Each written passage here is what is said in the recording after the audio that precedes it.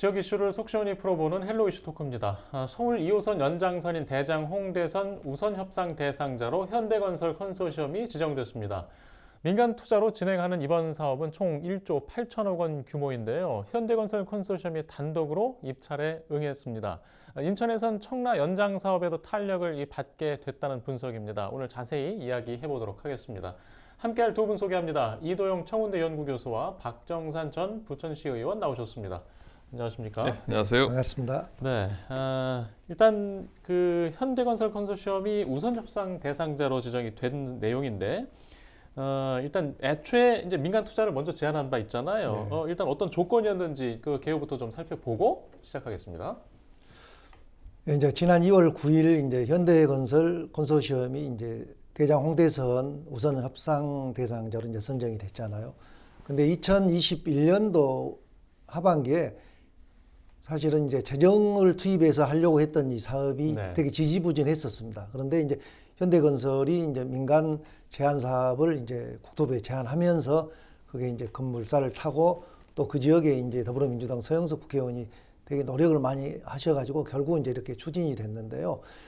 총 전체적인 현황을 좀 보면은 아까도 사회자께서 말씀하셨지만 1조 8천억의 예산과 총 연장 18.4km의 10개의 지하철역을 건설하는, 그리고 또 5개의 지자체, 부천시, 강서구, 양천구, 고양시, 마포구를 연결하는 이런 이제 도시 광역철도입니다. 그래서 실질적으로 이제 이게 계획은 지금 2025년에 이제 건설해가지고 2031년에 완공하고 돼 있는데, 어떻게 보면은 이게 이제 그 현대건설이 단독으로 입찰을 했는데 제안도 그때 현대건설이 했었고 또 단독으로 이번에 하게 됐는데, 원래 이 법에는 단독으로 입찰을 하게 되면 재입찰을 하게 돼 있었는데 작년에 이걸 가지고 의논할 때 국토부에서 이거는 현대든 어디든 단독으로 두라도 재공고를 하지 않겠다. 그냥 우선 협상 대상자를 선정하겠다 해가지고 이번에 이제 협상자로 지정이 된 것 같습니다. 예. 이 사실 이제 돈이 많이 들어가는 사업이고 또 재정 투자를 하느냐 민간 투자를 하느냐 뭐 결정적인 것은 사업비를 어떻게 마련하느냐 또 수익성이 있느냐 이제 이 부분이 관심이 크잖아요. 지금 이제 BTO 플러스 BTL 혼합 방식. 자, 이 방식에 좀 설명도 좀 필요하거든요. 예, 이제 전체 그 1조 8천억에서 이제 정부가 그 토지비 670억하고 그 건설비의 50%인 8,659억 원은 이제 정부가 되기로 한 거고요. 근데 이 정부가 되는 돈에도 지금 그 우리 소사 대곡선 예를 들어보면 전체 금액의 10% 정도를 경기도와 부천시가 이렇게 부담하는 걸로 되어 있습니다. 5%씩. 근데 여기서도 지금 쉽게 말하면 아까 말씀한 대로 50%의 사업비는 이제 현대건설 컨소시엄에서 그 아까 말씀한 대로 BTO와 BTL 방법 두 가지 혼합 형태로 해서 그 공사비를 투입을 하는 거죠. 그래가지고 총 30년 기간으로 이제 해소하는 걸로 이제 설계가 되어 있습니다. 지금 의원님이 이제 어떻게 해야 구체적인 금액을 말씀하셨는데 일반적으로 이제 BTO와 BTL의 차이점에 대해서 좀 알고 넘어가야 될 것 같은데요. BTO 같은 경우는 오퍼레이트, 그러니까는 즉 직접 운영한다라고 볼 수 있는 거고, BTL은 이제 리스, 그래서 결국 임대료를 받는다고 볼 수가 있으니까 결정적인 차이라고 볼 수가 있을 것 같은데요. 하지만 현재 지금 BTL, 리스라고 하더라도 사실상 사용료를 직접 징수하는 형태를 취하고 있기 때문에 사실상 BTO, BTL에 있어서는 민간업자한테는 큰 차이점은 없게 현실적으로는 지금 적용이 되고 있습니다. 하지만 BTO 수익형 모델, 그리고 BTL 임대형 모델은 건설 단계에서 공사비를 반영된 물가 변동분을 어떻게 보전하느냐에 대해서 또 차이가 있습니다. 무슨 말씀이냐면은 BTO는 소비자 이제 물가 지수에 연동해서 물가 변동분을 이제 충당하는 반면에 BTL 같은 경우는 GDP 디플레이터, 그러니까 국내 총생산에 연계해서 모든 가격 지수에다가 반영을 해서 물가 변동을 반영하기 때문에 사실상 민간업자한테 물가 변동에 대한 그걸 얻으려면은 사실 BTO보다는 이제 BTL이 훨씬 더 이제 유리한 상황이 되는 겁니다. 즉 혼합형은 단순 BTO보다 자재가 폭등, 외부적인 요인에 있어서 안정적으로 대처할 수 있기 때문에 지금 이제 민간업자들은 혼합형을 선호하는 추세라고 볼 수가 있고요. 이번에 바로 그렇게 됐다고 볼 수가 있을 것 같습니다. 지금 일단 대장 신도시 경우에 그 역세권 개발에 좀 방점이 찍히는데 컴팩트 시티를 조성하겠다. 자, BTL, BTO 방식, 혼합 방식으로 자, 이 내용도 좀 설명이 필요합니다.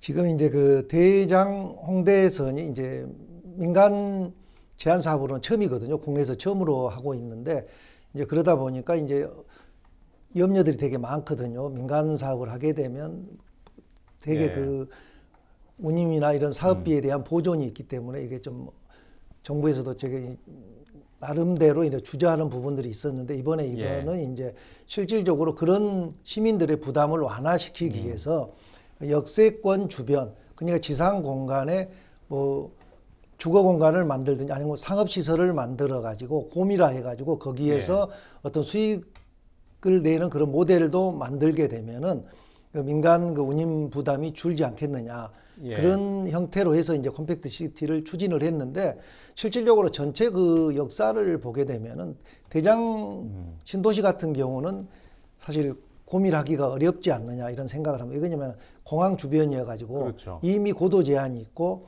신도시 건설이고 전체적으로 이미 그 도시 형태를 확정을 해놨기 때문에 내가 볼 때는 대장동의 컴팩트 시티는 쉽지 않지 않겠느냐 이런 생각을 하고 되고 실제 거기는 그런 것보다는 원도 시민과 연계해서 교통이 편리하고 시민들이 지하철을 이용하기 쉬운 그런 형태로 개발이 돼야지 않느냐 이런 생각을 해봅니다. 예.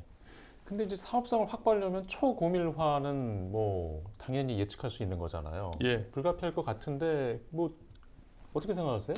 이게 기본적으로 이제 컴팩트 시티라는 개념 자체가 대중교통, 지하철을 중점으로 해가지고 고밀도, 고압축을 개발한 방식 아니겠습니까? 그렇기 때문에 김포시 같은 경우도 5호선을 연장하면서 컴팩트 시티를 만드는 거고 대장 신도시 역시 이제 대장 홍대선이라는 지하철이 돌기 때문에 기본적으로 컴팩트 시티를 조성할 수 있는 또 이게 윤석열 정부가 또 그걸 추진하려고 하는 움직임이 있기 때문에 김포 경우와 유사하다. 뭐 그럴 가능성을 아예 배제할 수는 없다고 볼 수가 있습니다. 앞서 말씀드린 것처럼 컴팩트 시티가 대중교통을 중심으로 해서 초고층, 초밀도, 압축 도시로 개발하기 때문에 역세권을 중심으로 해가지고 뭐 대형 오피스 아니면 복합 쇼핑몰이 들어서게 되고요. 주거, 상업, 서비스 시설이 도심 내에 집약적으로 개발되는 방식이기 때문에 사실 뭐 우리나라 지금 토지 가치를 극대화시키려고 하는 움직임에 의해서 그럴 가능성도 뭐 고려해볼 수 있다라고 생각이 되는데요. 다만 이제 문제점이 뒤따르게 되는 점이 있습니다. 즉 거점과 비거점 간에 너무 이게 현격한 차이가 발생한다는 문제점이 있고요. 또 지나친 고밀화는 주거 환경을 안 좋게 해치는 문제점이 있습니다. 다만 이제 부천 대장동이 앞서 이제 공항이 인접해 있기 때문에 초고층 올리기 좀 어렵지 않겠느냐라고 말씀도 하셨는데요. 부천 대장동이 그나마 부천에서는 개발이 덜 된 지역인데다가 부천시 어느 정도 거리가 떨어져 있기 때문에 뭐 괜찮을 수 있지 않겠느냐.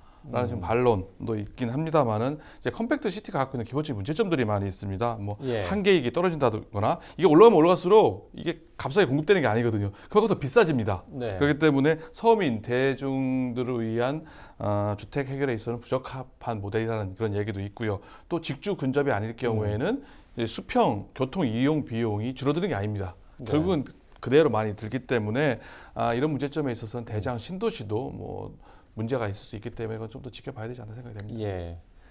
일단 민간 투자 방식이고 상당히 많은 비용이 필요하고 결국에 이제 비용 문제는 그 뒤에 또 이용자들이 부담해야 되는 또 걱정도 있거든요. 그래서 지역사회에서는 뭐 지역의 고밀화도 걱정이지만 주민 부담으로 이용 시민들에게 돌아오는 것이 아니냐 이런 걱정을 합니다. 그래서 이제 이 지하철을 처음에 협상을 할 때 지금 보면 보통 65세의 노인들은 이제 무료를 이용하게 돼 있지만 여기 대장 홍대에서는 무료 이제 운임 제도가 없습니다. 그래서 이제 노인들도 무료 운임을 제대로 다 이제 받아야 되는 문제도 있고 그 다음에 이제 거리 비례제라는 운임 제도로 짧은 거리를 이동하는 때는 비용이 싸고 먼 거리를 이용할 때는 비용이 늘어나는 그런 형태로 되어 있기 때문에 대장에서 홍대까지는 보통 18km 정도에서 12km 이내에는 훨씬 기존의 지하철보다는 좀 저렴한 걸로 이렇게 설계가 되어 있는 것이죠.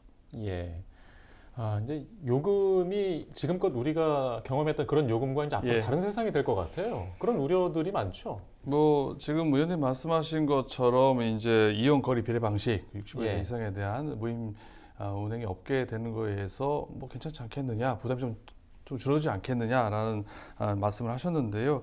하지만 제가 볼 때는 우려되는 부분이 좀 상당히 있을 수 있다라고 생각을 합니다. 현대건설 컨소시엄이 혼합형으로 지금 처음 시도되는 프로젝트라고 앞서 말씀하지 않으셨습니까? 하지만 새로 시작된 것에 대한 기대감도 있지만 우려의 목소리가 충분히 있다라고 볼 수가 있습니다. 앞서 말씀드린 것처럼 BTO, BTL 혼합형을 도입하는 가장 큰 이유가 뭐 공기를 줄이려고 하거나 아니면 시민들의 부담을 줄여들기 위해서 그걸 하는 게 아닙니다. 앞서 말씀드린 것처럼 결국 민간업자들의 손실, 사업성을 높여주기 위해서 위험부담, 물가 변동분을 보전을 보다 유리하게 그래서 사업자가 뛰어들 수 있게끔 만들어주긴 혼합형이기 때문에 그 방법의 수단 일환이라고 볼 수가 있기 때문에 결국 그렇게 되면 어떻게 되겠어요? 사업비 증가분을 세금 내지는 사용료, 임대료 증가가 될 수밖에 없다. 시민들에게 전가될 수밖에 없는 측면이 있습니다. 물론 공사비가 대외적인 여건 때문에 뭐 우크라이나 러시아 전쟁에 의해서 올라가거나 불가피한 측면이 물론 있습니다만은 결국 사업비 증가에 대한 부분은 결국 누군가 부담을 해야 되고 결국 그거는 세금 내지는 시민의 사용료로 전가되어 볼 수가 있기 때문에 무려 어느 정도 비용에 대한 부담이 있을 수 있다. 다만 그거를 줄이기 위한 방법을 아까 의원님 말씀하신 걸로 어느 정도 방법을 세우긴 했습니다만은 좀 부족하지 않을까 생각합니다. 알겠습니다. 또 이제 지하철 노선을 일단 시각적으로 이제 보게 되면 주민들이 또 관심 갖는 큰 문제 중에 하나가 지하철역이잖아요. 그렇습니다. 지금 지역에서 지금 대장 홍대에서는 한 11개 역 정도 좀 언급되고 있는 것 같은데 그 중에서 부천 구간이 뭐 고강 원정 대장 정도 뭐 이런 언급이 있어요. 근데 또 주민들 여론이 있을 수 있지 않습니까? 추가적인 그런 민원은 없습니까? 지금 그래서 이제 그걸 어느 정도 LH하고나 부천시하고는 협의를 했고 지역 국회의원실하고도 협의가 되고 LH가 지금 국토부하고 협의를 하고 있는 상태인데 그렇게 되면 이제 한 개의 역이 추가가 되는 것이죠. 부천 지역에. 그러면 11개가 되는데 그 이제 역을 건설하는 기본 취지는 원도심과의 연계를 하기 위한 그런 이제 역사로 추진을 하고 있는 것입니다. 쉽게 말하면 지금 대장동은 원도심하고 봉오대로를 사이에 두고 이렇게 분리되어 있는 형태잖아요. 그래서 원도심에서도 지하철을 이용할 수 있게끔 그런 형태로 하게 되면 추가가 된다 하면 아마 대장 신도시의 초입과 끝부분에 한 2개로도 늘어날 수도 있는데 그거는 지금 협의 중에 있는데 그 아직은 결과를 발표를 안 했기 때문에 근데 LH가 어느 정도는 의견 접근을 본 것 같습니다. 결국은 이것도 사업비인데 결국 현대 컨소시엄이 처음에 제안한 사업 금액에 추가가 되는 것은 지역에서 부담을 해야 되거든요.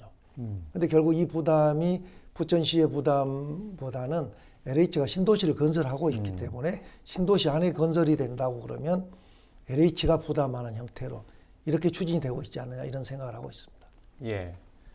노선 이야기를 좀 하다 보니까 이번에 보면 이제 보통 시점부와 종점부 계획으로 보통 처음에 발표할 때 얘기를 하는데 이번에는 뭐 좀 더 구체적으로 경유 지역을 좀 국토부가 못 박았다는 표현들까지 나왔는데 이렇게 하는 이유가 있을까요?